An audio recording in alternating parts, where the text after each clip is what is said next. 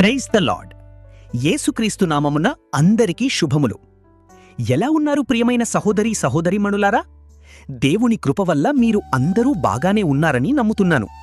సరే, ఈరోజు మనం దేవుని వాక్యము చూద్దాం రండి. ఈరోజు వాక్యం చూద్దాం రండి. సామెతలు 29:15.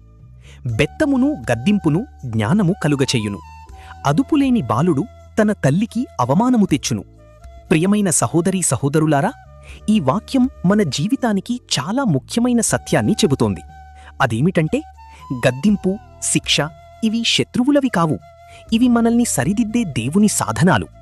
సహోదరులారా, ఈ రోజుల్లో చాలామంది ఎవరూ నాకు ఏమీ చెప్పకూడదు, అంతా నాకు తెలుసులే, నా ఇష్టం, నా జీవితం అని అనుకుంటున్నారు. కాని దేవుని వాక్యం ఏమి చెబుతోంది అంటే, గద్దింపును స్వీకరించినవాడే జ్ఞాని. అదుపులేనివాడే చివరికి అవమానానికి దారితీస్తాడు. ప్రియులారా, ఒక్కసారి ఆలోచించండి. చిన్నప్పుడు మనల్ని తల్లిదండ్రులు గద్దించారు కదా, అలాగే గురువులు కూడా మనల్ని మందలించారు కదా.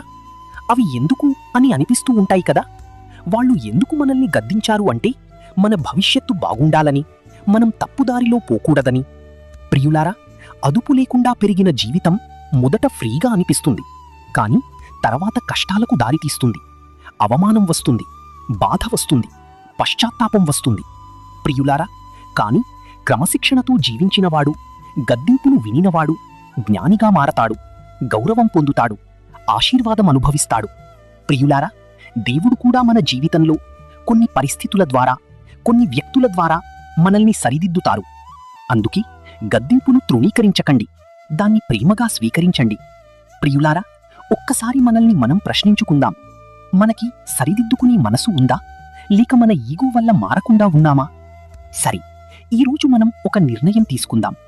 నేను క్రమశిక్షణతో జీవిస్తాను, నేను జ్ఞానాన్ని పొందుతాను. ప్రియులారా, గద్దింపు నిన్ను బాధ పెట్టదు, అది నిన్ను మార్చుతుంది. క్రమశిక్షణ జీవితం గౌరవాన్ని తీసుకొస్తుంది. ఇది దేవుని జ్ఞానం. ప్రభువైన యేసుక్రీస్తు వారి కృప నీకును, మీ కుటుంబాలకును నిత్యము తోడయుండి ఆశీర్వదించునుగాక. ఆమీన్.